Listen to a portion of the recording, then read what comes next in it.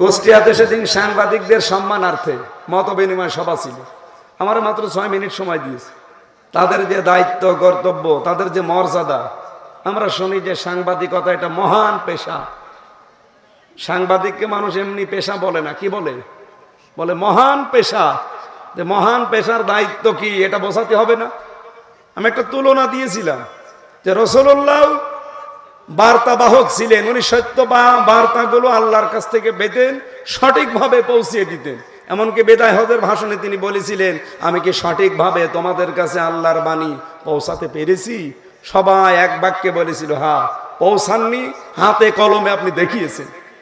তো সেই হিসাবে নবীজি সাংবাদিক না? আমরা আদর্শ নেতা হতে হলে রসুল ছাড়া অন্য কাউকে মানলে আদর্শ নেতা পাবেন? এই কথা বলেন না কেন? কেউ যদি আদর্শ স্বামী হতে চায়, সে অবশ্যই রাসূলুল্লাহকে ফলো করা লাগবে। কেউ আদর্শ রাজনীতিবিদ হতে চাইলে রাসূলুল্লাহকে ফলো করা লাগবে। কেউ আদর্শ রাষ্ট্রনায়ক হতে চাইলে রাসূলুল্লাহকে ফলো করা লাগবে। এই কথা বলা লাগবে। কেউ আদর্শ নানা হতে চাইলে রাসূলুল্লাহকে ফলো করা লাগবে। কেউ যদি আদর্শ ভাই হতে চায়, তাকে রাসূলুল্লাহকে ফলো করা লাগবে। পৃথিবীর সব জায়গায় যদি আদর্শ হতে চান, রসুল ছাড়া অন্য কেউ নিলে আপনি আদর্শ সাংবাদিক হতে পারবেন না। আমি এই হিসাবে বলেছিলাম, কেউ যদি সাংবাদিকতার সর্বোচ্চ চূড়ায় যেতে চান, ওয়াইন্না লাকা লাআজরান গায়রা মামনুন, হে নবী আমার কথাগুলো মানুষের কাছে পৌঁছিয়ে দিতে, এই সংবাদগুলো পৌঁছিয়ে দিতে বিভিন্ন রকমের ঝামেলা আপনার সামনে আসে। আমি আল্লাহ লাআজরান দিয়েছি, অবশ্যই পুরস্কার দেব। গায়রা মামনুন, নিরবিচ্ছিন্ন পুরস্কার দেব।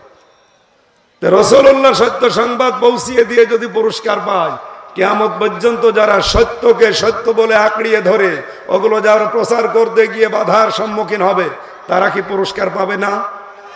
আমি তাদের উদ্বুদ্ধ করার জন্য এটা বলেছি। পরে আমি সরিও বলেছি যদি ভুল হয় সংবাদ শব্দটা। এরপরও আমাকে অনেক পীর সাহেব বলছে ও কাফের। আমি নাকি কাফের অলরেডি হয়ে গেছি। বিভিন্ন সময় মৌসুম আসে আর কেউ কেউ কাফের ঝুড়ি নিয়ে বসে। এর আগে ডক্টর মিজানুর রহমান আজহারিকে কাফের বলে একেবারে ভাসিয়ে দিয়েছে, আর এই সিজনে মনে হয় আমি শুরু হলাম। মনে হচ্ছে যে ও কাফের ফ্যাক্টরি নিয়ে বসেছে। আমি কাফের না ইমানদারে ঘোষণা আপনার কাছে নেওয়া লাগবে। আমি রাসূলুল্লাহকে খাটো করার জন্য, ছোট করার জন্য এই শব্দ বলেছি, তাহলে 3 বছর জেল খাটলাম কি ফাও ফাও? রাসূলুল্লাহর আদর্শের বাইরে যদি মানুষের তৈরি করা আদর্শ মানতাম, 3 বছর না 3 ঘন্টাও আমার জেলে থাকা লাগতো না। আমার যেই দিন ধরেছে ওই দিনই যদি বলতাম বাবা শাহজালাল সব হালাল, আমি আছি, আমি ওলামা লীগের সেক্রেটারি, বলেন, আমার একদিনও রাখতো না। আমার যাওয়ার সময় কিন্তু পাখি পড়াচ্ছিল যে এখনো যদি বলেন যে আমি ওলামা লীগ করবো, আমি আজকে সব তালাক দিয়ে দিলাম, আপনাকে আরো পর্যন্ত নিয়ে যাব না, ছেড়ে দেব। আমি রাজি হলে ওই দিনই মাপ পেয়ে যেতাম। আমি রাজি হয়নি বলেই তো আমার এই অবস্থা করলো। আর আপনি এখন ফতোয়ার ঝুড়ি নিয়ে বসেছে। আমারে কাফের বললে আমার মা বাবারও বলছে ওরাও কাফের। আমার মা আজকে আমারে বলছিল তোর জন্ম দিয়ে কি ভুল করলাম, তোর জন্য আমরাও কাফের হয়ে গেল। মানে কমেন্টে কিছু কিছু মানুষ একটু বুঝে শুনে লাগাম দিয়ে কথা বলতে পারেন না। কিছু পীর তার দরবার থেকে এখন ফতোয়া দিচ্ছে যে বাংলাদেশ জামাত ইসলামী এই 80 বছরে নাকি তাদের কোনো অর্জন নেই, তাদের দুনিয়া আখিরাত সব বরবাদ। তা আপনি কি কিছু দেখতে পান কোনো অর্জন? এই 80 বছরে লক্ষ লক্ষ মানুষ ইসলামের আলো পেয়েছে জামাত ইসলামী বাংলাদেশের কারণে। লক্ষ লক্ষ মানুষ সেবা পেয়েছে বিভিন্ন হাসপাতাল, বিভিন্ন ব্যাংকিং ব্যবস্থার মাধ্যমে।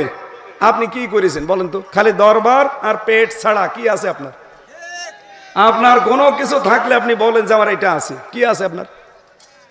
আপনি একামতে দিনের এদের কোনো গুরুত্ব দেন না। এই মানুষগুলোর বিরুদ্ধে খালি ফতোয়া নিয়ে আসার সময় গণতন্ত্র গণতন্ত্র নিয়ে আসেন। এই দেশে সশস্ত্র জিহাদের মাধ্যমে ইসলাম কায়েম করা এখন সম্ভব? এটাকে আফগানিস্তান পেয়েছেন যে চারিদিকে পাহাড় বেষ্টিত, আপনি লুকিয়ে পড়বেন? তারা 2টা পরাশক্তির সাথে, রাশিয়ার মতো আমেরিকার মতো এত বড় বড় পরাশক্তি, সুপার পাওয়ার তারা পৃথিবীর, এরা 40 বছর একাধারে বম্বিং করে কিচ্ছু করতে পারে না, কারণ তাদের সেই ব্যবস্থাগুলো ছিল। আপনার কি আছে? আপনার তো 40 বছর লাগবে না, 40 সেকেন্ডে একটা বোম মারলে এদের উড়ি যাবে। আপনি খালি দরবারের কোনায় বসে বসে ফতোয়াবাজি করেন, বাস্তবতা বোঝেন? এই বাস্তবতাগুলো যারা বুঝতে পারে, এই মানুষগুলো দেখেন, আল্লাহ রাব্বুল আলামিন আমার মনে হচ্ছে পৃথিবীর মানুষকে তাদের দিকে আজ ঝুঁকিয়ে দিয়েছে। এই দেশে আমরা দেখতে পাই অন্যান্য দলের মানুষগুলো তারা বিভিন্ন রাষ্ট্রদূতের সাথে সাক্ষাৎ করার জন্য দৌড়ঝাঁপ করে। আরে এক মাসে 35টা দেশের রাষ্ট্রদূত এসে আমিরে জামাতের সাথে ধর্ণা দিয়েছে দেখা করার জন্য।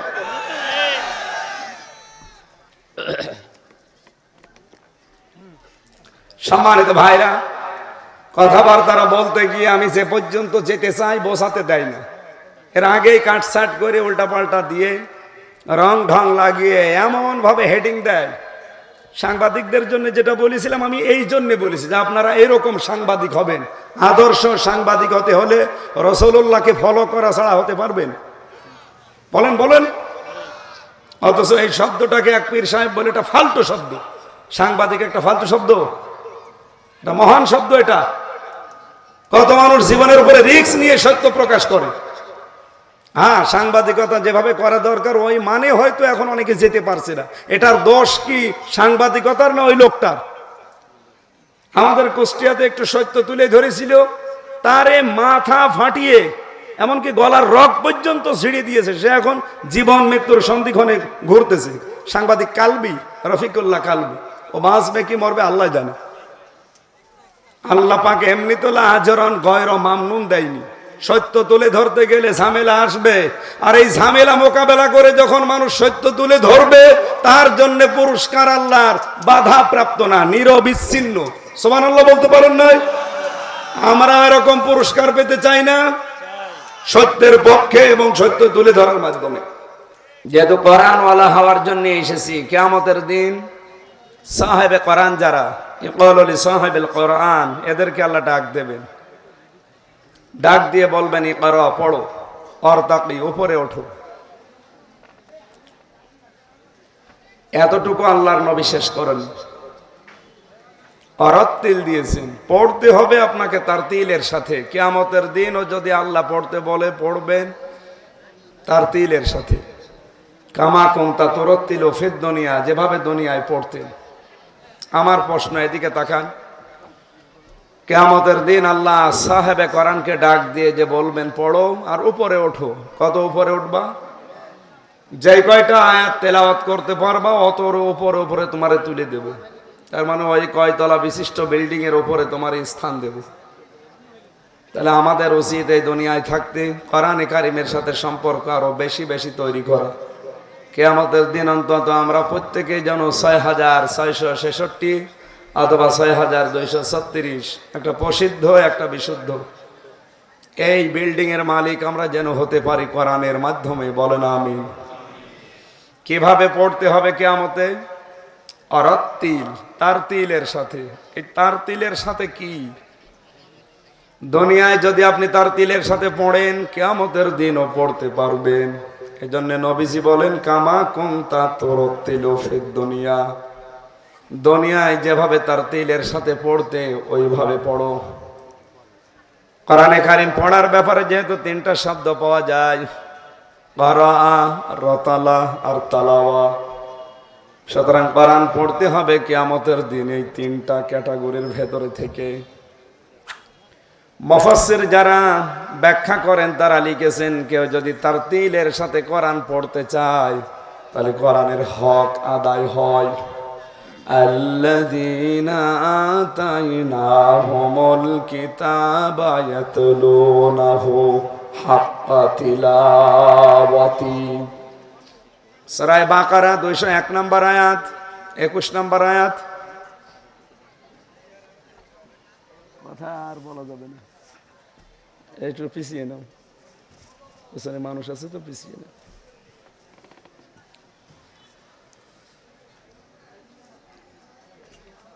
হাদিস যেটা বললাম কিয়ামতের দিন আপনি কি এমনি এমনি আমরা যেভাবে পড়ি অনেকে তারতিল হয় না এভাবে পড়তে দেবে না। তারতিলের সাথে পড়বেন দুনিয়ায় যেভাবে পড়তেন। তারতিলের ব্যাখ্যা করতে গিয়ে হক আদায় করে পড়ার কথা বলতে গিয়ে আল্লাহ এখানে দিয়েছেন, যাদেরকে আমি কিতাব দিয়েছি তারা এর হক আদায় করে তেলাওয়াত করে। মুফাসসিরিন ইকরাম বলেন, কেউ যদি হক আদায় করে পড়ে, উলাইকা ইউমিনুনা বি, এই মানুষগুলোই কোরআনে বিশ্বাসী। তাহলে হক আদায় করে কোরআন যারা পড়ে, আল্লাহ বলেন তারা কোরআনে বিশ্বাসী। আমাই ইয়াকফুর বিহি, যারা হক আদায় করে পড়ে না, তারা এর সাথে কুফরি করে। আমার কোরআনে কারিমকে তারা গোপন করে, কুফরি করে, তারা এর হক আদায় করে না। উলাইকা ইউমিনুনা বিহি দেওয়ার পরে এটা আছে আমাই ইয়াকফুর বিহি ফাউলাইকা হুমুল ফাসিকুন। যে মানুষগুলো হক আদায় করে পড়ে না, এই মানুষগুলোই গুনাহগার। না কাফিরুন আছে না ফাসিকুন আছে? উলাইকা হুমুল কাফিরুন হওয়ার কথা, ফাসিকুন তো হবে না।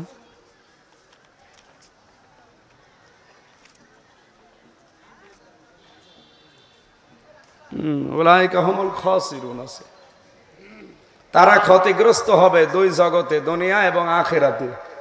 তাহলে এই আয়াত থেকে আমরা কয়েকটা জিনিস অলরেডি পেয়ে গেছি। কোরআন যারা হক আদায় করে পড়ে, আল্লাহর ভাষায় তারা কোরআনে বিশ্বাসী। আর কোরআনে বিশ্বাসী মানুষ আল্লাহর কাছে ঈমানদার। কথা বলেন না কেন? যারা কোরআন হক আদায় করে পড়ে না, তারা আমাই ইয়াকফুর বিহি, এটা অস্বীকার করে। কোরআনকে তারা অস্বীকার করলে কি হবে? ফাউলাইকা হুমুল খাসিরুন, এরা ক্ষতিগ্রস্ত হয়ে যাবে। বলেন নাউজুবিল্লাহ। আমরা কি হক আদায় করে তাহলে পড়তে চাই? বলেন বলেন, পড়তে চাই। এখানে যারা আয়োজক আছেন, যারা শুনতে এসেছেন, সবাইকে আহ্বান জানাচ্ছি, কিয়ামতের দিন যেহেতু উপরে উঠতে হলে কোরআন হচ্ছে সিঁড়ি, তাছাড়া পারবেন না উপরে উঠতে। এই জন্য ইকরার পরেই নবীজি বলেছেন ওর তাকি, উপরে ওঠো। কিভাবে উঠবা? অরত্তিল, তেলাওয়াতের মাধ্যমে। তাহলে হক আদায় করে তেলাওয়াত না করলে আপনি কিন্তু উপরে উঠতে পারবেন না।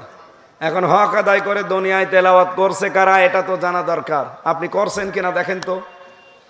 কেউ যদি কোরআনের হক আদায় করতে চায় তেলাওয়াতের মাধ্যমে, তাহলে চারটা বিষয় তার জীবনে থাকা লাগবে। এক নম্বরে ওয়ারাত্তিলিল কোরআনা তারতিলা, সেই স্পষ্টভাবে থেমে থেমে শব্দগুলো সঠিকভাবে উচ্চারণ করে পড়বে। এটা আমরা অনেকে পারি না। আহ্বান জানাবো, এটা চেষ্টা করবেন। রমজান আসার আগে আমরা এই সিদ্ধান্ত নেওয়া যাবে না যে কোরআন আমি তারতিলের সাথে শিখবই। ইনশাআল্লাহ বলেন ইনশাআল্লাহ। তেলাওয়াতের এই মাধ্যমটা যদি আমরা জারি রাখতে পারি, হক আদায়ের প্রথম এই শর্ত কেন বললাম? আমি কি এটা বানিয়ে বলছি? কেন আপনি হক আদায় করে পড়তে হলে তারতিলের সাথে পড়া লাগবে জানেন? আমি একটা হিসাব করে দেখেছি।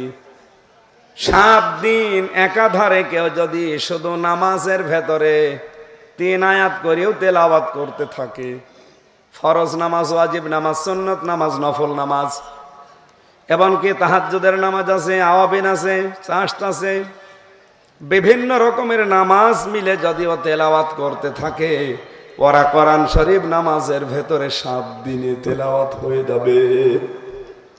সুবহানাল্লাহ বলতে পারেন?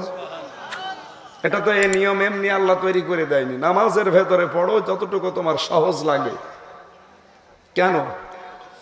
কারণ নামাজে পড়তে হলে আপনাকে নামাজের বিষয়টা বুঝতে হবে। এই জন্য হক আদায় করে যারা পড়তে চান তারা কোরআন পড়লেই হবে না, বুঝতে হবে। কি কথা বলেন না কেন? আমরা যেগুলো পড়ি, আলাম তারা কাইফা ফাআলা রাব্বুকা বিআসহাবিল ফিল থেকে সূরা নাসের মিনাল জিন্নাতি ওয়ান নাস, এই 10টা সূরা সচরাচর নামাজে পড়া হয়। কিন্তু অধিকাংশ মানুষ আমরা এখনো এই 10টা সূরার অর্থ জানি না, যে আল্লাহ কি বলতে চান। আশা করছি আপনি চেষ্টা করবেন। যখন দেখবেন যে আল্লাহ কি বলতে চায়, তখন আপনি নামাজের ভেতরে স্থির হতে পারবেন, আপনার হক আদায় হবে, নামাজে মন বসবে। 3 নম্বরে শুধু বুঝলেই হবে না, যতটুকু বুঝলেন এতটুকু আপনার জীবনে মানা লাগবে। আপনি একেবারে মন ফ্রেশ করে বলেন তো, বাংলাদেশে এখনো পর্যন্ত যে পরিবেশ আছে, কোরআনে কারিমকে যাই বোঝেন এতটুকু কি মানার পরিবেশ তৈরি হয়েছে? হয়। আল্লাহ পাক বলেন, ওমান আহসানু কাওলাম মিম্মান দাআ ইলাল্লাহি ওয়া আমিলা সালিহান ওয়া ক্বালা ইন্নানি মিনাল মুসলিমিন। সূরা হামিম সাজদা 33 নম্বর আয়াতে আছে, আল্লাহ বলেন ওই লোকটার চাইতে সুন্দর কথা, উত্তম কথা, ভালো কথা কেউ বলে না, যে আমি আল্লাহর দিকে মানুষকে ডাকে। আমরা যে ডাক দেই মানুষকে, আমার বাবার দিকে ডাকি, আমার দাদার দিকে ডাকি, কার দিকে বলেন বলেন? সুতরাং আমরা যারা আল্লাহর দিকে ডাকি, আয়াতের প্রথমটা আমরা মেনে চলি, ঠিক আছে আলহামদুলিল্লাহ। না, ক্লাস এভাবে করা যাবে না। আপনারা এদিকে ওদিকে তাকান কেন? এদিকে তাকাতে পারছেন না? যেটা বলি শেষ পর্যন্ত যেতে পারে না, আগে গেবত শুরু করে দেয় মানুষ।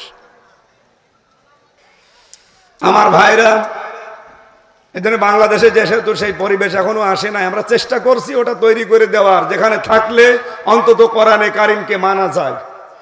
আমরা আল্লাহর দিকে কম বেশি সবাই ডাকি, অন্য ধর্মের লোক বাদ দিয়ে। এদেশে আদর্শগত মত পার্থক্য আমাদের থাকতে পারে, কিন্তু আল্লাহর দিকে আমরা ডাকি কম বেশি। এ কথায় একমত আছেন না? কথা বলেন না কেন? আয়াতের 2 নাম্বার শব্দ ছিল ওয়া আমিলা সালেহা, ভালো ভালো কাজে যারা আঞ্জাম দেয়। 3 নাম্বার শব্দ ছিল ওয়া ক্বালা ইন্নানি মিনাল মুসলিমিন, সে মাথা উঁচু করে বলে যে আমি মুসলমান।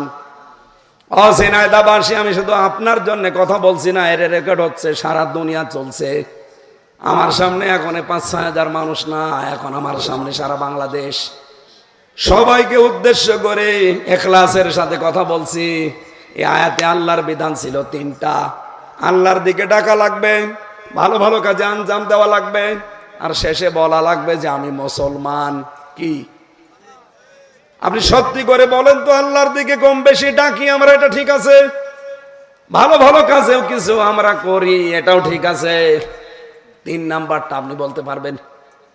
বলেন 3 নাম্বারটা বুকে হাত দিয়ে বলতে পারবেন যে আমি মুসলমান? এই দেশে দাঁড়িয়ে এখন বলতে পারবেন? কোন মানুষ যদি বলে যে আমি মুসলমান, বলেন তো তার কাছে ঘোষ থাকতে পারে? ঘোষ ছাড়া একটা অফিস দেখেন, এখন ঘোষ ছাড়া কাজ হয়? এখন তা তো একটু কমেছে। যে ব্যক্তি বলবে যে আমি মুসলমান, তার কাছে সুদ থাকতে পারে, অথচ রন্ধ্রে রন্ধ্রে এটা ছড়িয়ে আছে, তারপরেও বলছে আমি মুসলমান। 3.5 হাত বডির কোন জায়গাটা আপনি দেখাতে পারবেন যে আপনি মুসলমান? একটা জায়গা আছে, ওই আগা কাটা আছে, ওই জায়গাটুকু। তাছাড়া কোন জায়গায় বলেন চুলের ভেতরে মুসলমানের কাটিং নেই, দাড়ির ভেতরে মুসলমানের কাটিং নেই, মোষের ভেতরে মুসলমানের কাটিং নেই, সব কাটে বিদেশি। ওই ইহুদি খ্রিস্টানদের কালচার অনুসরণ করি, ওদের মতো চুল কাটে, ওদের মতো দাড়ি রাখে, স্টাইল করি, ওদের মতো গোপ রাখে। কথা বলছেন না কেন? আর বাকি পোশাক আশাক শরীরের কথা তো বাদই দিল। আপনি যে বলবেন আমি মুসলমান, অকলা ইন্নানি মিনাল মুসলিমিন, এটা বলার জন্য একটা পরিবেশ লাগবে না? সেই পরিবেশ আমরা এবার কায়েম করতে চাই, কিন্তু সে আদর্শ হতে হবে রাসূলুল্লাহ। কার? বলেন বলেন। আমরা সব জায়গায় যদি তাকে সামনে নিয়ে আসতে পারি, তাহলে সাকসেস হতে পারবে। আর তাকে যেখানেই মাইনাস করবেন, ওই জায়গাটায় দুর্নীতিতে ভরে যাবে। আমি এইটা বোঝাতে গিয়ে ওই দিন উদ্বুদ্ধ করেছিলাম, আপনারা সাংবাদিক হবেন, রাসূলুল্লাহ যেভাবে সত্য প্রকাশ করেছে আপনিও সত্য প্রকাশ করবেন, তাহলে আপনাকেও আল্লাহ পুরস্কার দেবে। কিন্তু আমার এমন ভাবে কালার করে দিল এই মিডিয়া, এখনো পর্যন্ত গালিগালাজ চলছে, এ বন্ধ হয়নি। আমি আসার সময় দেখলাম যে একজনকে যেন গালি দিয়েছে যে ওর মরে যাওয়া উচিত। আপনি আমার এখনো মরণ কামনা বন্ধ করেননি? আপনি কি আমার মনের খবর জানেন যে আমি কেন এটা বলেছিলাম? আমার সামনে পুরা কুষ্টিয়ার জেলার সব কয়টা পত্রিকা, টেলিভিশনের সাংবাদিক বসে আছে, প্রায় 150। তাদের সামনে তাদের মর্যাদার কথা আমাকে বলতে দিয়েছে 6 মিনিট। তা আমি কি ওদেরকে পচাবো বসে বসে? তাদের আমি উদ্বুদ্ধ করলাম রাসূলুল্লাহর চরিত্র দিয়ে। এই জন্য আমার কথা হচ্ছে, কোরআনে কারিম যে পরিবেশে মানা যায়, ওই পরিবেশ আমরা এখনো কায়েম করতে পারিনি। এই জন্য আমরা রত্তিলিল কোরআন তারতিলা, এর হক আদায় এখন আমাদের হয়নি। 4 নম্বরে শুধু নিজে মানলেই হবে না, এটা যেন মানুষ মানতে পারে সেই পরিবেশ তৈরি করে যারা দিতে চেষ্টা করে। এই চারটা যারা মানতে পারে তারা হচ্ছে কোরআন হক আদায় করে তেলাওয়াতকারী। এখন আপনি বলেন আপনি কয়টা মানেন? আপনি শুদ্ধ করে পড়তে পারেন না, 1 নম্বরে নেই। 2 নম্বরে আপনি নিজে বোঝেন না, এটাও নেই। 3 নম্বরে আপনার প্র্যাকটিক্যাল লাইফ, এটা আপনি মানেনও না। 4 নম্বরে মানুষ যে মানবে আপনি পরিবেশ তৈরি করে দিতে তো চান না, যারা চায় তাদের বিরুদ্ধে ফতোয়াবাজি করে। আমি আজকে আসার সময় দেখছিলাম তাফসিরে ফি জিলালিল কোরআন থেকে মুফাসসির বলছে ঈমান ভেঙে যায় মানুষের, নষ্ট হয়ে যায় যে সমস্ত কারণগুলো, তার 9 নাম্বার কারণ এই, কেউ যদি ইচ্ছাকৃতভাবে মুমিনদের বিরুদ্ধে মুশরিকদেরকে সাহায্য করে, সহযোগিতা করে, তাদের পেছনে থাকে, তাহলে তার ঈমান আর থাকে না।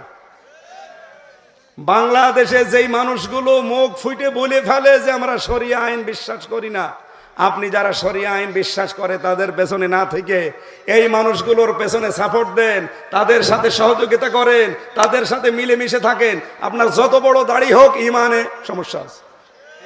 হ্যাঁ, কথা বলা লাগবে। হয় আপনার ঈমানে সমস্যা থাকবে, না এই আয়াতে সমস্যা থাকবে। আল্লাহর আয়াতে কি সমস্যা থাকার কথা? বলেন বলেন বলেন। ওটা পাবেন সূরা আলে ইমরানের 28 নম্বর আয়াতে। বাড়ি যেয়ে তাফসিরে মিলিয়েন। যারা মুমিন বাদ দিয়ে মুশরিকদেরকে সাপোর্ট করে, সহযোগিতা করে, তাদের পেছনে থাকে, তাদের ঈমান আর থাকে না, নষ্ট হয়ে যায়। ওযু করলেই কি ওযু থাকে না নষ্ট হয়? বলেন বলেন। কয় কারণে? 7 কারণে। নামাজ পড়লেই নামাজ হয় না, নামাজ নষ্ট হয়। কয় কারণে? হ্যাঁ, 19।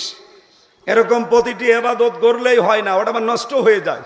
ওই নষ্ট হওয়ার জায়গায় আপনি যদি বান্দাল দিতে পারেন, বন্ধ করতে পারেন, প্রতিবন্ধকতা সৃষ্টি করতে পারেন, আপনার ইবাদত পারফেক্ট। তো ঈমান আপনার আছে না গেছে এটা দেখবেন না। 10টা কারণে ঈমান ভেঙে যায়, তার ভেতরে 9 নাম্বার কারণ এইটা। আর বাংলাদেশে এই কারণটা আমি মিলিয়ে দেখেছি, বহু ঈমানদারের ঈমান অলরেডি নষ্ট হয়ে গেছে, চলে গেছে, ও জানেই না। আমি কি নাম ধরা লাগবে ভাই? আপনারা টের পেয়েছেন।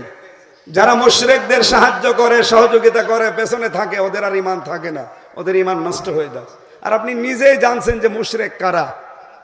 মুশরিক কারা এটা আল্লাহ জবাব দিয়েছেন, কাবুরু আলাল মুশরিকিনা মা তাদউহুম ইলাইহি। হে নবী, আপনি যেই দিকে মানুষকে ডাকেন আসো দিন কায়েম করি, এই কথা বললে সবচাইতে বেশি রাগ হয়, মন খারাপ হয়, কষ্ট লাগে মুশরিকদের। আমি তো দিন কায়েমের কথা বলি, আপনার রাগ হয় কোন কারণে? আপনি রাজনীতি মনে করেন, আপনি ধান্দাবাজি মনে করেন, আপনি কি মুশরিক? আমি কি আল্লাহর আইনের বাইরে মানুষের আইন তৈরি করার কথা বলি? তাহলে আপনার রাগ হওয়ার পেছনে কারণ হচ্ছে আপনি শিরিক করছেন, আর শিরিক করলে মানুষ মুশরিক হয়ে যায়। এই কারণে আপনার রাগ হচ্ছে। আপনি হয়তো টের পাচ্ছেন না যে আমি মুশরিক হয়ে গেলাম কিনা। আমি এই যে বলে দিলাম, এরকম 10টা কারণ আছে। তাফসিরে ফি জিলালিল কোরআনে একটু মিলিয়ে দেখেন আপনার ঈমান আছে না গেছে। যেহেতু পড়তে বলবে আল্লাহ, কামা কুনতা তুরাতিলু ফিদ দুনিয়া ফাইন্না মানসিলাকা ইনদা আখিরি আয়াতিন তাকরাউহা। পড়তে পড়তে যেখানে আপনার পড়া শেষ হয়ে যাবে, বিশ্ব নবী বলেন আল্লাহ পাক তোমাকে ওই পর্যন্ত পৌঁছিয়ে দেবে। আজকের মাহফিল থেকে সিদ্ধান্ত নিয়ে বাড়ি যাওয়া লাগবে। যতদিন বেঁচে আছি কোরআনে কারিমের সাথে লেগে থাকবো। কোরআনে কারিমকে মুখস্থ করা, বোঝা, আমল করার পেছনেই থাকতে চাই। কিয়ামতের দিন আমি যেন অন্তত যেই কয়টা আয়াত জানি ওই কয়তলা বিল্ডিং এর মালিক হতে পারি। আমি যেহেতু হাফেজ, 6666টি আয়াত আমার মুখস্থ আছে। আমি যদি আমল করে যেতে পারি এর উপরে, আমার বিশ্বাস নবীজির কথা 100% সত্য। কিয়ামতের দিন আমাকে আল্লাহ 6666টি তালা বিশিষ্ট ভবন দেবেন। সুবহানাল্লাহ বলতে পারেন না? আপনার যদি ডক্টর হাবিব ভাইয়ের যদি 200 আয়াত মুখস্থ থাকে, উনি 200 তলা বিল্ডিং এর মালিক। আপনার যদি 50টা আয়াত মুখস্থ থাকে আর যদি আমল করতে পারেন ওর উপরে, আপনি 50 তলা বিল্ডিং এর মালিক। 50 তলা বিল্ডিং শুধু নবীজি বলেন নাই, পুরা জান্নাতের ভেতরে যে বিল্ডিং তৈরি হবে 3000, 4000, 5000 স্কয়ার ফিটের বিল্ডিং না। আপনার এক একটা বিল্ডিং এর তালা যে ফ্লোর হবে এই দুনিয়ার মতো 3 দুনিয়ার সমান। কয় দুনিয়া? এটা কি আজকে শুনলেন না কোনোদিন শুনেছেন? শোনেননি। কেন শোনেননি এবার আমি ব্যাখ্যা করছি, শোনেন।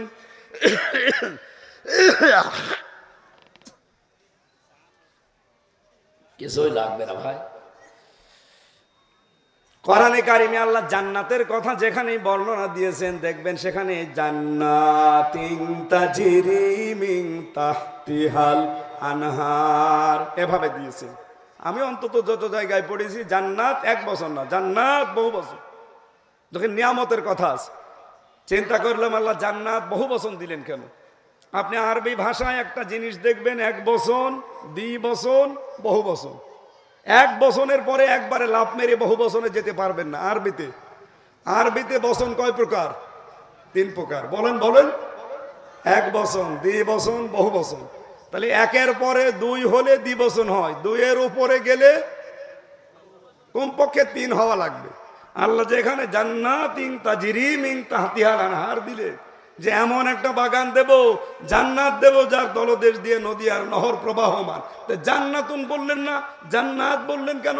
এটা তার 1 বছর নেই, বহু বছর হয়ে গেছে। তার মানে বহু বছর হাতে যেহেতু সর্বনিম্ন 3 লাগে, জান্নাত যদি কাউকে আল্লাহ একটাও দেয়, এই পৃথিবীর মতো কমপক্ষে 3 দুনিয়ার সমান। এটা না আপনার জান্নাতে এক একটা ফ্লোর হবে, এক একটা তালা হবে, কমপক্ষে এই পৃথিবীর মতো 3 পৃথিবীর সমান। কত হাজার স্কয়ার ফিট হতে পারে আপনি এবার হিসাব করেন। ঝিনাইদহ শহরে অথবা নলডাঙ্গা বাজারে যদি 20 তলা একটা বিল্ডিং আপনার থাকে, যদি 2000 স্কয়ার ফিটের বিল্ডিং হয়, অথবা 7000 স্কয়ার ফিটের বিল্ডিং 20 তলা, আপনি এলাকার সর্বশ্রেষ্ঠ ধনী। কিয়ামতের দিন শুধু নলডাঙ্গা না, তামাম পৃথিবী যত বড়, এরকম পৃথিবী 3টা জোড়া দিলে যত বড় হবে, এই 3 পৃথিবীর সমান এক একটা ফ্লোর হবে। কত হাজার স্কয়ার ফিট হতে পারে? আপনি মোবাইল নিয়ে ক্যালকুলেটর নিয়ে বসে। এই জান্নাত আল্লাহ আপনাকে দেবে যদি কোরআন তার দিলের সাথে পড়তে পারেন। জোরে বলেন আমিন। আল্লাহ এই শিক্ষাটা অন্তত আগ্রহের সাথে নিয়ে আমল করার তৌফিক দিন। আজকে আমার আলোচনার বিষয় আমলনামা। আমরা তেলাওয়াত করেছি সূরা ইনশিকাকের 3টা আয়াত। আপনারা দেখেছেন আমরা তেলাওয়াত করার সময় সূরা ইনশিকাক থেকে পড়ছিলাম। 25টা আয়াত আছে। আমরা 6, 7, 8 3টা আয়াত পড়েছি। দেখি আল্লাহ কি বলতে চান। আল্লাহ রব্বুল আলামিন জানিয়েছেন, ইয়া আইয়ুহাল ইনসান, হে মানব মণ্ডলী, ইন্নাকা কাদিহুন ইলা রাব্বিকা কাদহান ফামুলাকি। ভালো করো আর মন্দ করো, যেভাবেই হোক তোমাদের প্রভুর কাছে যখন তোমরা পৌঁছাবে কঠোর পরিশ্রম করে, ঠিক তোমাদের যেটা দেওয়া দরকার আল্লাহ তোমাদের এটা দিয়ে দেবে। এটা একটা অর্থ। এরকম 33টা অর্থ আমি লিখেছি বিভিন্ন জায়গা থেকে। এক একটা আয়াতের এখানে অর্থ লেখা আছে 33টা, এটা একটা বললাম। এর সহজ অর্থ হয় এরকম, হে মানুষেরা তোমাদের প্রভুর কাছে পৌঁছাতে কঠোর পরিশ্রম করো, এটা একটা। এরকম কয়টা অর্থ আছে আয়াতের? 33টা। তার ভেতরে যেটা বললাম এটা 4 নম্বর অর্থ, যে ভালো করো মন্দ করো তোমাদের প্রভুর কাছে তোমাদেরকে যাওয়া লাগবে। ফাসাউফা ইউহাসাবু হিসাবা ইয়াসীরা। আল্লাহ রাব্বুল আলামিন বলেন, ফাম্মা মান উতিয়া কিতাবাহু বিয়ামিনি। আল্লাহর কাছে যাবার পরে যখন ডান হাতে আল্লাহ আমলনামা দেবেন, তার হিসাব আমার আল্লাহ সহজ করে দেবেন। রব্বুল আলামিন এর পরে জানিয়েছেন, ওয়ায়ানকালিবু ইলা আহলিহি মাসরুরা। এই লোকটা দৌড়িয়ে লাফাতে লাফাতে তার আত্মীয় স্বজনের কাছে, নিকটবর্তী মানুষের কাছে আনন্দ নিয়ে এগুলো দেখাবে। আপনারা এই আমার 33 বছর বা হাবিব ভাইয়ের 50 বছর, এই আমল নামাটা কিয়ামতের দিন যখন আল্লাহ দেবে, ওটা যদি সত্যি ডান হাতে আমরা পাই, আমরা 2 জনই দৌড় দেব আমার আত্মীয় স্বজন, মা বাবা, স্ত্রী, পুত্র, সন্তানাদির কাছে, যে বলবো দেখো আল্লাহ আমাদেরকে কি সুন্দর রেজাল্ট দিয়েছে। দুনিয়ায় ম্যাট্রিক পরীক্ষায় পাশ করলে মানুষ যেমন দৌড় দেয়, নিজের বাবাকে, মাকে, বোনকে, ভাইকে দেখিয়ে আনন্দ পায়, কিয়ামতের দিন আমি আমল নামা দেখিয়ে ঠিক ওই চাইতে বেশি আনন্দ পাবো। শুধু আনন্দই পাবো না, আল্লাহ পাক বলেন, ওই লোকটা তখন আমাকে বলতে থাকবে ইন্নী মোলাকিন, ইন্নী জানান্তু আন্নী মোলাকিন হিসাবিয়া। আমি এটা দৃঢ়ভাবে বিশ্বাস করতাম, যদিও জনান্ত মানে ধারণা করা, কিন্তু এখানে তাফসিরে লেখা আছে জনান্ত মানে দৃঢ়ভাবে বিশ্বাস করা।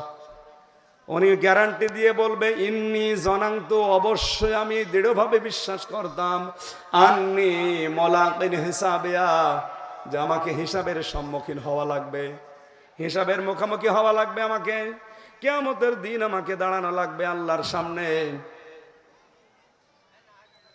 ফাহুয়া ফি ঈশাতির রাদিয়া। আল্লাহ বলেন আমি তখন তাকে একটা সন্তোষজনক জীবনের অধিকারী বানিয়ে দেব, এমন একটা সন্তুষ্টির জীবন আমি তাকে দেব। ফি জান্নাতিন আলিয়া, জান্নাতের সর্বোচ্চ মাকাম যেটা, সেখানে তাকে পৌঁছাবো। কুতুফহা দানিয়া, এমন একটা বাগানে তাকে পৌঁছিয়েছি যে বাগানের ফলগুলো তার সামনে ঝুলে ঝুলে পড়বে। ঝিনাইদহবাসী আমি সহ যারা এসেছি, আমাদের কর্মকাণ্ড ভালো হোক মন্দ হোক, এর উপরে বেসিস করে ভিত্তি করে বিচার করে আল্লাহ কিন্তু আমল নামা দেবে। এটা হয় ডান হাতে নাই বাম হাতে। রব্বুল আলামিন ডাক দেবেন নিজের থেকে, কুলু ওয়াশরাবু হানিয়াম বিমা আসলাফতুম ফিল আইয়ামিল খালিয়া। খাওয়ার পান করো, দুনিয়ায় বহু কষ্ট স্বীকার করেছিলে আমি আল্লাহ পর্যন্ত আসতে। এখানে আল্লাহ পর্যন্ত আসতে মানে জান্নাত পর্যন্ত আসতে। বহু কষ্ট স্বীকার করেছিলে দুনিয়ায়, বহু টাটকা সুখগুলো ছেড়ে দিয়েছিলে। আজকে খাও এবং পান করো, যত ইচ্ছা লাগে, যা মনে লাগে তাই। এমনকি কুতুফহা দানিয়ার ব্যাখ্যায় আমি পড়লাম, এটা পৃথিবীর সাথে মিলবে না। দুনিয়ায় যত সুন্দর বাগান হোক, আপনি বাগানে গিয়ে যদি বলেন বাগানের ফল আমি এখনই খেতে চাই, আমার মুখের ভেতরে চলে আসবে? আসবে না। আল্লাহ বলেন জান্নাত আমি এইভাবে বানিয়েছি, ওয়ালাকুম ফিহা মা তাশতাহি আনফুসুকুম ওয়ালাকুম ফিহা মা তাদউন নুজুলাম মিন গফুরির রহিম। মনের ভেতরে যার যা কামনা আসবে, বাসনা আসবে, সঙ্গে সঙ্গে কামনা আসলে ওইটা কবুল হয়ে যাবে। জোরে বলেন সুবহানাল্লাহ। মনের ভেতরে যদি কারো কামনা আসে যে এখন আমার একটা ফল খেতে পারলে ভালো হতো, আল্লাহ বলেন কুতুফহা দানিয়া, ফলগুলো যে ঝুলে ঝুলে থাকবে তোমার সামনে, শুধু বলতে দেরি, চলে আসবে নিজের কাছে। শুধু চলে আসবে না, মুখের ভেতরে ফল নিজে চলে যাবে। এতটুকু আল্লাহ দিতে দিতে এবার আর একটা সাইড দিয়েছেন। রব্বুল আলামিন বলেন ওয়া আম্মা মান উতিয়া কিতাবাহু বিশিমালি ফায়াকুলু ইয়া লাইতানি লাম উতা কিতাবিয়া। ভালো আর মন্দ যাই করেন, এটা নিয়ে যখন প্রভুর দরবারে মানুষ হাজির হবে, আল্লাহ পাক যাকে বাম হাতে আমল নামা দেবে, ওরটার এইভাবে সহজারতে দেবে না। তাফসীর লিখেছে এই বুকের ভেতরে ফাঁকা করে বাম হাত ঢোকাবে, এর ভেতর দিয়ে পেছন দিয়ে বের করবে। আমল নামা যেটা বই কিতাব যাই বলেন ওটা দিয়ে দেবে। এখানে হাত আছে বুকের ভেতরে দেওয়া, আপনি হাতের ওপরে বই দেওয়া, আমল নামা দেওয়া, আপনি ওখানে পড়বেন তা না। এই হাত টান দিয়ে ফেরেশতারা বের করবে বুকের মাঝখান দিয়ে। এবার যা আছে এখানে সব ব্যাঙ্গে চোরে চোরমার হয়ে যাবে। সামনে আসার পরে বলবে আমল নামা যদি আমাকে না দেওয়া হতো কতই না ভালো হতো। আমাদের জীবনে এরকম সময় যেন না আসে, বলেন আমিন। আল্লাহ পাক বলেন আলাম আদরি মা হিসাবিয়া। ও বলবে যে আমি মনে মনে করতাম, আমি হিসাব করতাম যে আমার মনে হয় জবাব দেওয়া লাগবে না। আমি মনে মনে ধারণা করেছিলাম এটা যে আলাম আদরি মা হিসাবে, আমার কোনো হিসাব মনে হয় হবে না। মা গনা ইয়া লাইতাহা কানাতিল কাযিয়া। আফসোস হচ্ছে আমার এই আমল নামা দেওয়া পর্যন্ত যদি আমার মরণ হয়ে যেত, এটাই যদি শেষ ফয়সালা হয়ে যেত, তাহলে আমার জন্য কতই না ভালো হতো। ও পেছনের দিকে তাকাবে আর ভাববে, কই আমার সেই সালতানিয়াত কই, মা আগানা আন্নি মালিয়া, আমার সে মাল কই, সম্পদ কই, যেগুলো আমি দুনিয়ার দিকে তাকিয়ে বহু বহু কিছুর মালিক হয়েছিলাম। হালাকা আন্নি সুলতানিয়া, আমার কিচ্ছু কাজে আসে নাই, সব ধ্বংস হয়ে গেছে। আমার যে ক্ষমতা ছিল, সালতানিয়াত ছিল, আমার যে পাওয়ার ছিল, প্রভাব প্রতিপত্তি ছিল, সব কিছু আজ আমার থেকে দূর হয়ে গেল, একটাও আমার কাজে আসলো না। আল্লাহ তখন এত রেগে যাবেন লোকটার প্রতি, ফেরেশতাদেরকে বললেন, খুযুহু ফাগুল্লু সুম্মাল জাহিমা সাল্লু, একে ধরো, উব্দ করে জাহান্নামে নিয়ে যাও। এতটুকু আল্লাহ শেষ করেননি, সুম্মা ফি সিলসিলাতিন যারউহা সাবউনা যিরাআন ফাসলুকু, আল্লাহ পাক বলবেন, একে 70 গজ শিকল দিয়ে বেঁধে ফেলো। ঝিনাইদহবাসী একটা মানুষকে বাঁধতে কি 70 গজ শিকল লাগে? 1-1.5 হাত 2 হাত হলেই তো বেঁধে ফেলা যায়। এত বড় বিশাল শিকলের কথা কেন বললেন? এত বড় বিশাল শিকলের কথা এজন্য বলেছেন, কারণ এই লোকটাকে বড় শিকল দিয়ে বেঁধে টানতে টানতে নিয়ে যাবে ময়দানে মাহশারে, লক্ষ লক্ষ মানুষ দেখে ওর দিকে থুতু নিক্ষেপ করবে। বলেন নাউজুবিল্লাহ। এটা যেহেতু বিভিন্ন জায়গায় পৌঁছাচ্ছে, আজ যারা মালের পেছনে, সম্পদের পেছনে, টাকার পেছনে, অর্থের পেছনে, ক্ষমতার পেছনে পড়ে আমল নামার দিকে খেয়াল নেই কি বানিয়েছেন। এই আমল নামা যখন বাম হাতে আল্লাহ পেছন দিকে ঘুরিয়ে দেবে, কি হবে আপনি টের পাচ্ছেন? এত বড় বিশাল শিকল দিয়ে বেঁধে, মনে করেন এই নলডাঙ্গা থেকে ঝিনাইদহ পর্যন্ত নিয়ে যাবে আপনাকে, হাসরের ময়দানে টানবে। আর লক্ষ লক্ষ এই হাসরবাসী আপনাকে দেখে বলবে, ছি থু। কি মনে হবে নিজেকে দাঁড় করান তো ওই জায়গায়? আজ আমি ঝিনাইদহ আসলে আমার জন্য 10টা গেট তৈরি হয়ে যায়, কত মানুষ আমার দিকে মুসাফা করার জন্য লাইন দিয়ে থাকে। অথচ আমি যে আমল নামা বানিয়েছি, কিয়ামতের দিন কিন্তু আমার শিকল দিয়ে বেঁধে এভাবে নিয়ে যাবে। মানুষেরা দেখে বলবে, কত নিকৃষ্ট বোঝা, আলা সাআমা ইয়াসিরুন, কত নিকৃষ্ট বোঝা এ হামজা বহন করে নিয়ে যাচ্ছে। বলেন নাউজুবিল্লাহ। আল্লাহ বলেন, এই শাস্তিগুলো আমি এদের সামনে কেন নিয়ে আসবো জানো? কিয়ামতে বাম হাতে আমল নামা দেওয়া, এত বড় শিকল দিয়ে বাঁধা, ধাক্কা দিয়ে দিতে দিতে জাহান্নামে নিয়ে যাওয়া। 2টা প্রধানত কারণ হচ্ছে, ইন্নাহু কানা লা ইউমিনু বিল্লাহিল আযীম, ওরা মহান আল্লাহতে বিশ্বাসী ছিল না। প্রশ্ন আসতে পারে, এইটা আমাদের জন্য না, কারণ আমরা আল্লাহকে বিশ্বাস করি। আরে ভাই, এরকম বিশ্বাস তো আবু জেহেলও করত। আবু জেহেলকে যদি জিজ্ঞাসা করা হতো যে ওয়ালা ইনসাল তাহুম্মান খালাকাস সামাওয়াতি ওয়াল আরদা, এই আসমান আর জমিন কে বানিয়েছে? আবু জেহেল বলতো লা ইয়াকুলুন্নাল্লাহ, আল্লাহ বানিয়েছে। এটা তো আমরাও বলি। ঝামেলা কোন জায়গায় হয়েছে আবু জেহেলের সাথে, ওই জায়গাটায় আমাদেরও হচ্ছে। এই কথা বলেন না কেন? আসমান জমিন কে বানিয়েছে? ডক্টর হাবিব একবারে বলবে আল্লাহ বানিয়েছে। কিন্তু ঝামেলা কোন জায়গায় ওনার সাথে আমার? নবীজির সাথে আবু জেহেলের যে জায়গায় ঝামেলা হয়েছিল, যার জন্য সে আজ জাহান্নামী, যার জন্য যে 70 গজ শিকলের কথা আল্লাহ দিলেন, ওটা যদি আমার ভেতরেও থাকে, কিয়ামতে শুধু আবু জেহেলকে শিকল দিয়ে বাঁধবে না, সাথে আমারও বাঁধবে। ও বলতো আল্লাহকে আমি বিশ্বাস করি। করি কেমন করে? বদরের ময়দানে যেদিন যাবে, সেদিন কাবার গিলাফ ধরে ডাক দিয়ে বলছে, কাবার মালিক তুমি আসো, আমি জানি মুহাম্মদের বিরুদ্ধে যুদ্ধে যাচ্ছি বদরের ময়দানে, সত্যের পক্ষে যে আছে তাকে তুমি বিজয় দিও।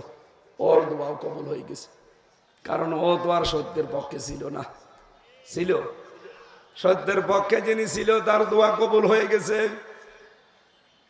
তো আল্লাহ আসমান জমিন বানিয়েছে, কাবা শরীফ আল্লাহর ঘর। ও যদি এতগুলো কাজ করার পরে শুধুমাত্র আল্লাহর আইনের সাথে শিরিক করে, আল্লাহর আইন না মেনে নতুন আইন বানিয়ে বানিয়ে নিজে মানতো আর মানুষকে মানাতো, এই কারণে যদি জাহান্নামে যায়।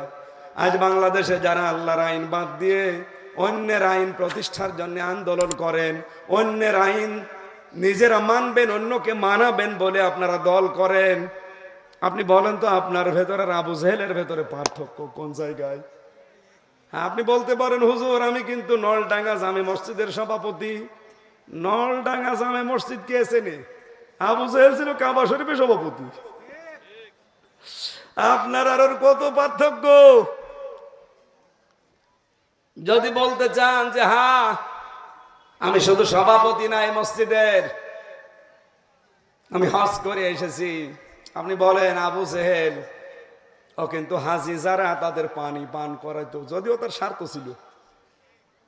কাবা শরীফ কেন্দ্রিক সে ব্যবসা করে খেত, লক্ষ লক্ষ মানুষ সারা পৃথিবী থেকে আসতো, ওটা ওদের ব্যবসার জায়গা মনে করতো, এই জন্য খেদমত করতো। আমরা অনেকে ইসলামকে দিনকে যদি এরকম একটা জায়গায় রেখে বাকি সবগুলো চলি শয়তানের মত মতো, কিয়ামতের দিন আমার আপনার জন্য 70 গজ শিকল অপেক্ষা করছে।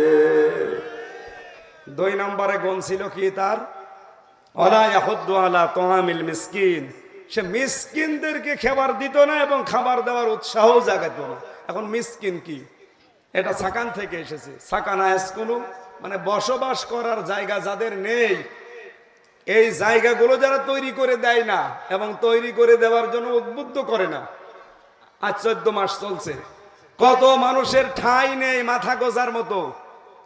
কত মানুষ এই 24 জুলাই আগস্টে অনেক কিছু হারিয়েছে, হাত পা অঙ্গ প্রত্যঙ্গ তো হারিয়েছে, মাথা গোজার মতো ঠাঁইও হারিয়েছে। আমাদের উচিত ছিল না এই মানুষগুলোর পাশে দাঁড়িয়ে অন্তত তাদের মাথা গোজার একটা ঠাঁই তৈরি করে দেওয়া? টাকা তো আপনারও আছে, ব্যাংকে ছাতা পড়ে যাচ্ছে, কিন্তু এদেশে একামতে দিন যারা কায়েম করতে চায় আমি দেখেছি তারা নিজেরাই চলতে পারে না এই 17 বছরের জুলুম অত্যাচার নির্যাতনের কারণে। তারপরেও যাদের ঠাঁই নেই তাদের কাছে গিয়ে 1.5 লাখ 2 লাখ 3 লাখ 5 লাখ টাকা দিয়ে এসেছে। এটা কি মিথ্যা কথা? এই আয়াতের সাথে যাদের চরিত্র মেলে আমি তাদেরটা না বলে আপনারটা বলবো, আপনার তো মেলে না। বলে হুজুর আমার নাম বলতে পারেন না, তাই আপনার নাম বলবো, আপনারটা মেলে? আপনারটা মিলবে কোনটা? এই আয়াতের পরে আছে, বলবো এটা। আপনারটা মেলে মানুষেরটা মেরে খাওয়া সাদাবাজি করা এদের পরে আছে, এটা বললে তো আপনার গায়ে লাগবে।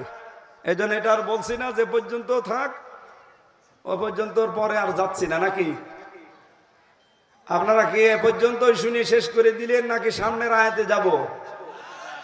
ওয়ালা ইয়াহুদ্দু আলা তুআমিল মিসকিন হচ্ছে না আমাদের। অসহায় মানুষের পাশে দাঁড়ানোর কর্মসূচি হাতে নেওয়া লাগবে। বাংলাদেশে 73টা দল এখন কাজ করছি আমরা, আমাদের উচিত প্রত্যেকটা দলের প্রধান কর্মসূচি হবে মানুষের পাশে দাঁড়ানো। এই কথা বলেন না কেন? প্রতিটি দলের প্রত্যেকটি কর্মীকে হওয়া লাগবে সমাজকর্মী। এদেশে কিছু কিছু দল আমরা দেখতে পাই, সে দল করলে আগে দল করতে দেবে না, আপনাকে আগে সমাজকর্মী বানাবে। তাই আমরা এরকম যদি প্রত্যেকটা মানুষ তৈরি করতে পারি, এদেশের সব রাজনৈতিক দল যদি প্রতিযোগিতা আরম্ভ করি, তে এই দেশে আর অভাবী মিসকিন এতিম খুঁজে পাওয়া যাবে না, দাঁড়িয়ে যাবে দেশটা। তখন আমাদেরকে 70 গজের শিকলের কথা ভাবা লাগবে না। কথা বলে না কেন? আমাদের জন্য তখন আল্লাহর কমপক্ষে একটা জান্নাত দিলেও এই দুনিয়ার মতো কয়টা? 3টা জান্নাত আল্লাহ আমাদের বরাদ্দ করে দিবে। আল্লাহ আমাদের হাতে আমল নামা যেন ডান হাতে দেয়, বাম হাতে যদি কারো এরকম আমল থাকে, যারা আল্লাহতে বিশ্বাসী না, বিশ্বাস করলেও শিরিকের মাধ্যমে বিশ্বাস করেন, যারা এতিম মিসকিনদের খাবারের ব্যবস্থা করেন না এবং তাদের অভাব দূর করার জন্য কোনো উদ্যোগ নেন না, এই মানুষগুলোকে আল্লাহ বাম হাতে আমল নামা দেবে, বুকের ভেতর দিয়ে বাম হাত পেছনে দিয়ে এরপরে দেবে, এরপরে আবার ডান দিয়ে বের করে বলবে পড়। পড়ার পরে লোকটা বলবে রব্বুল আলামিন কি দিলেন? অবদিআল কিতাব ফাতারাল মুজরিমিনা মুশফিকিনা মিম্মা ফি। কি দিলেন? এ তো কোনো কিছুই বাদ যায়নি। জীবনে কাকে কোন দিন চড় দিয়েছি সেটাও এখানে লেখা আছে। কার 1 বিঘত জমি আমি আত্মসাৎ করেছি সেইটাও এখানে লেখা আছে। ক্ষমতার চেয়ার পেয়ে আমার নিজের অধীনস্থের সাথে কি অবিচার করেছি সেইটাও এখানে লেখা আছে। এমনকি শুধু লিখা না, ফামাইয়া আমাল মিসকালা যাররাতিন খায়রান ইয়ারা, কিয়ামতের দিন আল্লাহ ভিডিও ক্লিপ আকারে আপনাকে ওইটা দেখাবে। হয়তো আপনি আজ ক্ষমতার চেয়ারে বসে অথবা অফিসে একজন আপনি অফিসার বস, নিচের মানুষের সাথে যা করেন আপনার এই চেয়ারের কারণে কেউ কিছু বলে না। কিয়ামতের দিন এটা কিন্তু ভিডিও ক্লিপ আকারে লক্ষ লক্ষ মানুষকে আল্লাহ দেখাবে। এই বিশ্বাস আমাদের হয় না হয় না? আমরা যেন বিশ্বাস পুরাপুরি করতে পারি, বলেন আমিন। মা বোন যারা এসেছেন বিভিন্ন জায়গায় বসে আছেন, শুধু নামাজ পড়া, রোজা রাখা আর কালো বোরকা পরাকে ইবাদত মনে করবেন না। পারিবারিক জীবনে আজ 100টার 98টা পরিবারের শান্তি নেই, শুধু বউ আর শাশুড়ির ছোট মনের কারণে। এই কথা বলেন। আমি আমার নিজের শাশুড়ির কথা বলছি। আমি আমার শ্বশুর বাড়িতে গেলে যেভাবে জোগাড় জানতে হয়, যত রকমের খাবার তৈরি হয়, আমি যত খাই আমার শাশুড়ি তত আনন্দ পায়। এটা আমি পাই, এই জন্য বলছি, আমি দেখেছি। কিন্তু সিস্টেম অপর পৃষ্ঠায় দেখলে আমার বউ আমার বাড়িতে এসে যত রকমের খাবার খাবে আমার মা তত রকমের আনন্দ পাবে না, এটা নেই। কেন এটা থাকবে না কেন? আমি অন্যের ছেলে তার বাড়িতে গেলে তার মা যদি খেলে আনন্দ পায়, অন্যের মেয়ে আমার বাড়িতে এসেছে সে খেলে আমার মাকেও আনন্দ পাওয়া লাগবে। কথা বলেন। বহু মা আছে দেখি তার নিজের মেয়ে সকালে 2টা সিদ্ধ ডিম, 1 গ্লাস দুধ, বাকিগুলো নাই বললাম, মরণের খাওয়া খাচ্ছে আর মা আনন্দ পাচ্ছে। অথচ পুত্রবধূ যদি 1টা সিদ্ধ ডিম খায় চোখ মোটা করে তাকায়, হ্যাঁ ডিম খাওয়া লাগে, ছেলে মেয়ে আমাদের হয়নি, তোমার মেয়ে যে মরণের খাওয়া খাচ্ছে ওইদিকে নজর নেই। পুত্রবধূ 1টা ডিম খেয়েছে এতে ওর মাথা খারাপ। এরকম ছোট মনের শাশুড়ি নেই? কার আছে হাত তোলেন তো। আপনি না, আপনার তো না, ওদের বলছি। সম্মানিত মা বোনেরা, আবার বলছি, রাগ হলেও হতে পারে, আপনাকে আমি উদার হওয়ার আহ্বান জানাচ্ছি। আপনি বলেন আমি যেটা বললাম এটা কি অবাস্তব? আমি দেখেছি, এই কারণে বলছি। আজ মা গুলো যদি পুত্রবধূর সাথে শাশুড়ির মতো আমরা আচরণ না করি, মেয়ের মতো আচরণ করতাম, পরিবারে আমার মনে হয় জামাই আমরা যারা আছি স্বামী আমরাও অসুস্থ হতাম না, মানসিক রোগী হয়ে যেতাম না। এই জন্য নামাজ রোজা মাস্ট বি, এটা তো করাই লাগবে, পর্দা তো মাস্ট বি। এর সাথে এই আচরণগুলো আপনারা যোগ করবেন। কিয়ামতের দিন যেন খাদিজাতুল কুবরার সাথে আল্লাহ আপনাকে জান্নাত দিতে পারে, বলেন আমিন। সম্মানিত ভাইরা, এখানে বৃষ্টি উপর থেকে পড়ছে, এখন এই যে আমার গায়েও পড়ছে। এরপরে আপনারা ভেজা জায়গায় বসেছেন না, মেলা রাত হয়ে গেছে, আমার এখন ঢাকা যাওয়া লাগবে। মেয়েদের জন্য 2টা বই আমি লিখেছিলাম, যেতে পারেন এই দাম্পত্য জীবনের কলহ এবং এর সমাধান, যেটা ওয়াজ করতাম এটা আমি লিখেছি। এই যে গাড়িতে আছে, এটা নিয়ে যান, কাজে লাগবে। মেয়েদের দিয়ে ভিজে গেছে, খাতা কোরআন শরীফ সব